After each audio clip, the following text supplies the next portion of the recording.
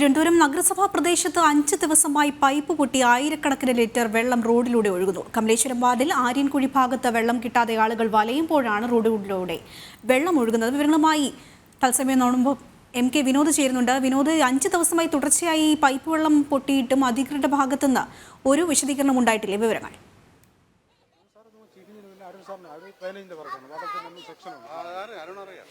തീർച്ചയായും അതിന് നമുക്കറിയാം, നഗരസഭാ പ്രദേശത്തെ നേമം നിയോജക മണ്ഡലത്തിലാണ് ഈ ഒരു ദുരന്തമുണ്ടായിട്ടുള്ളത്. ഇവിടെ ഈ കമലേശ്വരം വാർഡ്, ഈ വാർഡിൽ 5 ദിവസമായി വെള്ളമില്ലാതെ ആളുകൾ വലയുന്നതിന്റെ പ്രധാനപ്പെട്ട കാരണം ഇതുവഴിയുള്ള പൈപ്പ് ലൈൻ പൊട്ടിയിരിക്കുന്നു എന്നുള്ളതാണ്. പൈപ്പ് പൊട്ടി 5 ദിവസമായി റോഡിലൂടെ വെള്ളം ഒഴുകുകയാണ്. അവർക്ക് കുടിക്കാൻ വെള്ളമില്ല, കുളിക്കാൻ വെള്ളമില്ല, ആഹാരം പാകം ചെയ്യാൻ വെള്ളമില്ല. ഇവിടുത്തെ കൗൺസിലറായിട്ടുള്ള വിജയകുമാരി എങ്ങോട്ട് പോയി എന്ന് ആർക്കും അറിയില്ല.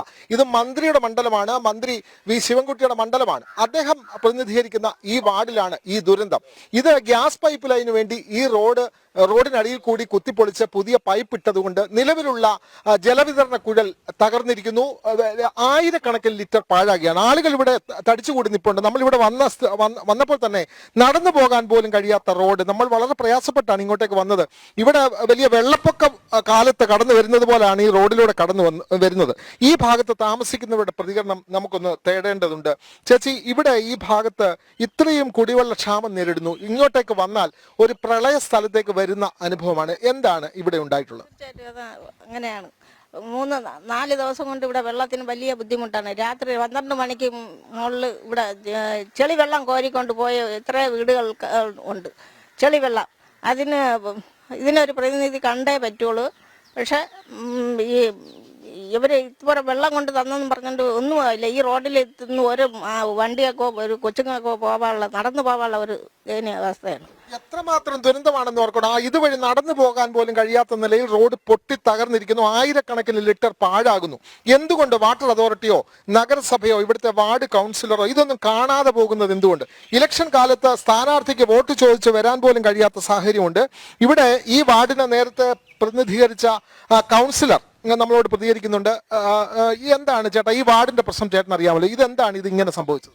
ഇത് ഇപ്പോൾ കുറച്ച് നാളുകളായിട്ട് നമ്മുടെ കമലേശ്വരം വാർഡിൽ എനിക്ക് തോന്നുന്നു ഭരണസ്തംഭനമാണ് എന്ന് പറയേണ്ടിയിരിക്കുന്നു. കാരണം ഒരു ജനങ്ങളുടെ പ്രശ്നങ്ങൾ പരിഹരിക്കപ്പെടേണ്ടതെന്ന് പറയുന്നത് ആ കൗൺസിലറാണ്, ആ നാട്ടിൽ ഉണ്ടാകുന്ന അധ്യക്ഷനായിട്ടുള്ള കൗൺസിലറാണ്.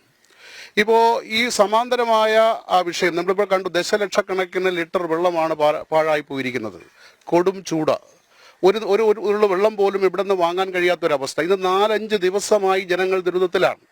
ആര്യൻകുഴി, നളന്ത ഭാഗത്തുള്ള ഏകദേശം 500ഓളം കുടുംബങ്ങൾ ഒരു നേരത്തെ പാചകം ചെയ്യുവാനുള്ള വെള്ളവും അതുപോലെ തന്നെയാണ് അവർക്ക് പ്രാഥമിക ആവശ്യങ്ങൾ നിറവേറ്റാൻ കഴിയുന്നില്ല.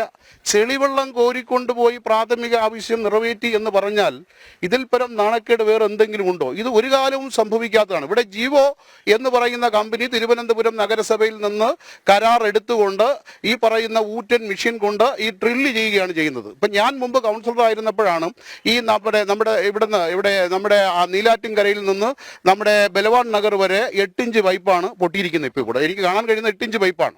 ഈ 8 ഇഞ്ച് പൈപ്പിൽ നിന്ന് ദശലക്ഷക്കണക്കിന് വെള്ളം 4-5 ദിവസമായി പുറത്തേക്ക് പോവുകയാണ്.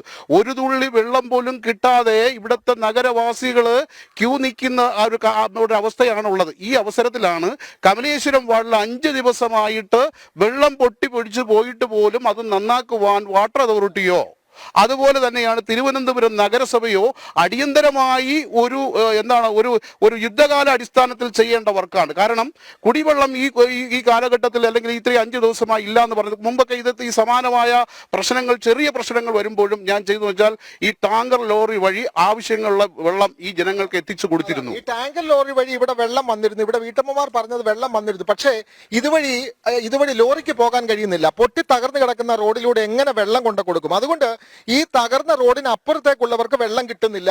ലോറി വരാവുന്ന ഭാഗത്ത് മാത്രം വന്ന് തിരികെ പോയി. എന്തായാലും നളന്ത റെസിഡൻസ് അസോസിയേഷന്റെ ഭാരവാഹികൾ കൂടി നമ്മൾക്കൊപ്പം ചേരുകയാണ്.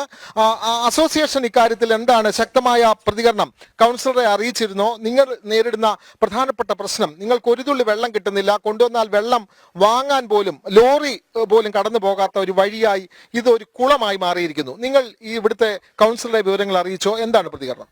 നമ്മളിതുപോലുള്ള എല്ലാ വിഷയങ്ങളും കൃത്യസമയത്ത് ഇതിൻ്റെ വാർഡിൻ്റെ പ്രതിനിധി അറിയിക്കാറുണ്ട്. പക്ഷേ ഇതെല്ലാം ഒരു കാട്ടിക്കൂട്ടൽ പോലെ ഒന്ന് വന്ന് ഇവിടെ വന്ന് ഇതെല്ലാം നോക്കിയിട്ട് പോകുന്നതല്ലാതെ ഇതിന് ശാശ്വതമായൊരു പരിഹാരം ഉണ്ടാക്കാനോ ഇതിന് എന്തെങ്കിലും ഒരു പ്രതിഷേധം അവരുടെ ഭാഗത്തു നിന്നൊരു പ്രതിഷേധം ഉണ്ടാക്കി ഇതിനൊരു പരിഹാരം ഉണ്ടാക്കാനോ ഒരു ശ്രമവും ഉണ്ടാവുന്നില്ല. ഇത് നമ്മൾ ഈ പറഞ്ഞ പോലെ നേരത്തെ പറഞ്ഞ പോലെ ലക്ഷക്കണക്കിന് ലിറ്റർ വെള്ളം പോകുന്നതാണ് ഞങ്ങൾക്ക് ഏറ്റവും വലിയ സങ്കടം. കാരണം ഞങ്ങൾ പല ചാനലുകളിലും കാണുന്നുണ്ട് ഒരു തുള്ളി വെള്ളത്തിനായിട്ട് ആൾക്കാർ കഷ്ടപ്പെടുന്നു. പക്ഷേ ഇവിടെ ഈ വെള്ളം ഇങ്ങനെ പോയിക്കൊണ്ടിരുന്നിട്ടും ഇതിന് യാതൊരു തരത്തിലുള്ള ഒരു പ്രതികരണവും ഉണ്ടാവുന്നില്ല എന്നുള്ളതാണ് ഏറ്റവും വലിയ ദുരന്തം. നൂറുകണക്കിന് നാട്ടുകാർ ശക്തമായി പ്രതികരിക്കേണ്ടതല്ലേ? ശരിക്കും ഇനി രംഗത്ത് വരണ്ടേ? ഇങ്ങനെ മിണ്ടാതിരുന്നിട്ട് കാര്യമുണ്ടോ? അല്ല, ഞങ്ങൾ ഇന്നും കൂടെയാണ് അവർ സമയം പറഞ്ഞിരിക്കുന്നത്. ഇന്നും കൂടെ നടന്നിട്ടില്ലെങ്കിൽ ഞങ്ങൾ കമലേശ്വരം റോഡ് ഉപരോധിക്കാൻ വേണ്ടി എല്ലാ രാഷ്ട്രീയ പാർട്ടികളെ ഉൾപ്പെടുത്തി നമ്മളെ ജനങ്ങളെല്ലാം കൂടെ നേതൃത്വത്തിൽ നടത്താൻ വേണ്ടിയാണ്. രാഷ്ട്രീയം എല്ലാം മാറ്റിവെച്ചിട്ട് ചെയ്യണമെന്നുള്ളതാണ് നമ്മളെ തീരുമാനം. നാളെ രാവിലെ കമലേശ്വരത്ത് റോഡ് ഉപരോധിക്കാൻ വേണ്ടിയാണ് എല്ലാവരുമായിട്ട് ആലോചിച്ചുകൊണ്ടിരിക്കുന്നത്. ആ ഒരു നടപടിയിലോട്ട് ഞങ്ങൾ പോകും.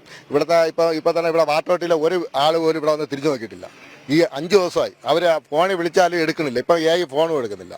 എന്താണെന്ന് അറിയില്ല. അതാണ് ഇവിടുത്തെ ആളുകൾ ശക്തമായി പ്രതികരിക്കാൻ തന്നെ തയ്യാറാവുകയാണ്. അവർ റോഡ് ഉപരോധത്തിലേക്ക് തന്നെ പോവുകയാണ്.